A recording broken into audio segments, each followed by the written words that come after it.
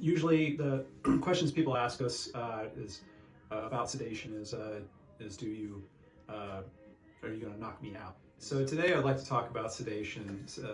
We offer conscious sedation in our office, which a lot of people also know as twilight sedation, where basically we give you some medications, usually start in an IV, and get you at a nice level of relaxation, and so we can get through the procedure, and so you'll be feeling comfortable, and then afterwards you won't have much recollection of the procedure, and also time seems to pass a little bit faster while you're in the chair. It's a great service that we offer to all of our patients, and a lot of them take advantage of it.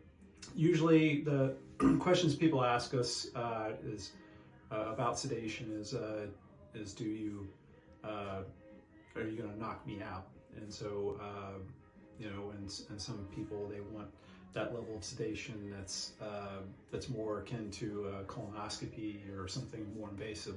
But for dental procedures, for the most part, it's not really necessary to have you unconscious. And in fact, if you're you're breathing on your own, you're able to respond to commands if we need you to, say open a little wider, or to turn your head and stuff. We want there to be an appropriate level of consciousness, just so you can respond to us when we need to reposition. So a couple things to keep in mind with sedation. We always, no matter what, you have to have somebody drive you home, responsible escort, usually a family member or a friend, but somebody that can get you home safely, and also will be restricting what you eat and drink leading up to the procedure.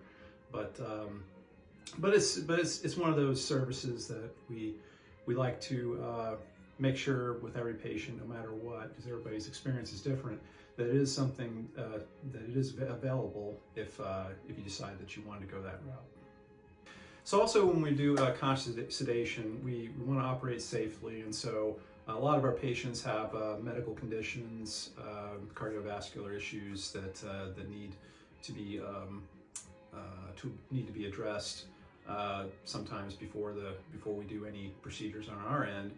And but we always, in those patients, we get the necessary clearances. We get medical clearance on patients that have any underlying issues that are being managed by their physician that could be a concern, especially when you're dealing with sedatives and that alter your consciousness and could potentially depress your breathing. So we just want to make sure that we're operating safely, keeping, when we do these procedures, we're also monitoring your blood pressure constantly. We're measuring the quality of your breathing through the pulse oximeter that goes on your finger, and your heart rate, your breathing rate, and overall just your responsiveness, and just making sure that your status is good throughout the entire procedure.